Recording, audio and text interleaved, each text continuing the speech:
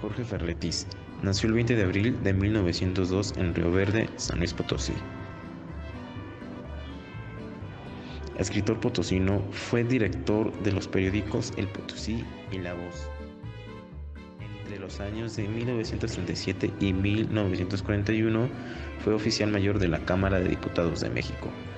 Fue diputado en la Cámara de Diputados de San Luis Potosí de 1952 a 1957.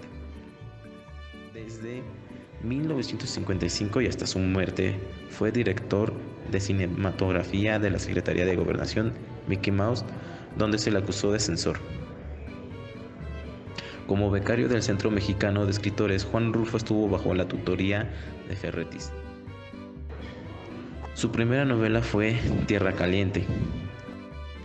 En este libro encontramos un tema recurrente en la literatura de la época: capital contra provincia. Una de las herramientas que más utiliza Ferretis es el lenguaje, por lo tanto las diferencias existentes entre la ciudad y la provincia se van reflejadas en los grupos de habla que éstas forman en la ciudad.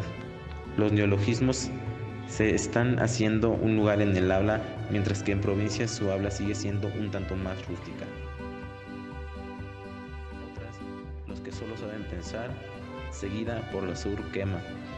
3 novelas de México, Cuanto engorda el Quijote y San Automóvil.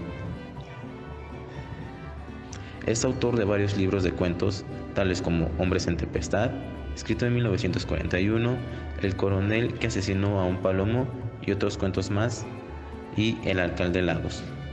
En 1967, Mauricio Magdaleno prologó el libro Libertad Obligatoria, obra póstuma que reúne 11 cuentos inéditos. En 1938, Gilberto Martínez Solares dirige la película El señor alcalde, que está basada en el cuento El alcalde Lagos de Ferretis. El guión fue trabajado por Martínez Solares. En 1947, Joaquín Pardavé dirigió la película La barca de oro, con guión de Jorge Ferretis y otros, sobre un argumento de Ernesto Cortázar. Acerca de la novela de la Revolución. Es uno de los autores más destacados de la novela de la Revolución. Ferretis compartió con los autores de esta generación esa tristeza por las luchas desiguales, por el ansia de cambio y los personajes trágicos emanados de la nada social, a veces elevado a líderes y devueltos al anonimato por diversas circunstancias. Pertenece a la segunda generación de escritores de la Revolución Mexicana, que va de 1885 a 1902, generación que participó directamente en este periodo.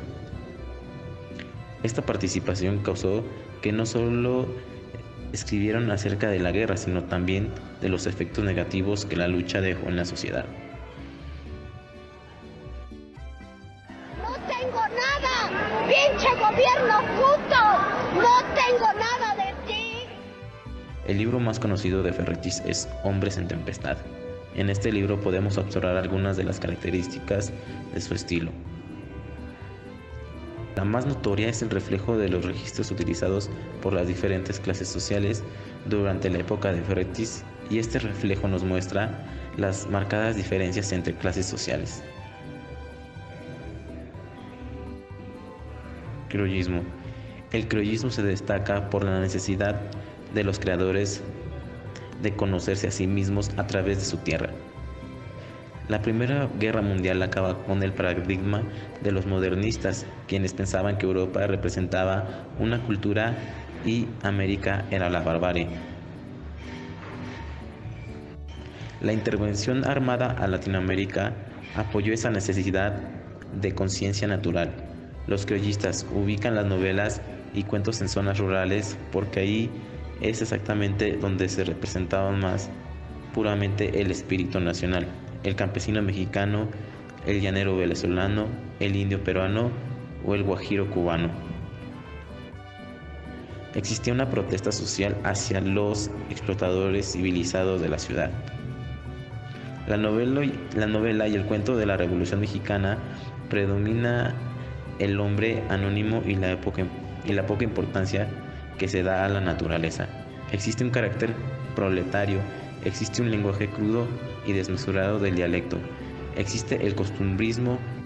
Un aspecto del estilo de Ferretis está ligado a su narrativa. Su prosa puede llegar a confundirse con prosa poética por el léxico que utiliza y el ritmo de algunos pasajes. Muerte. Murió el 28 de abril de 1962 en un accidente automovilístico. El auto en el que se encontraba Ferretis era conducido por su hijo, Alejandro Ferretis.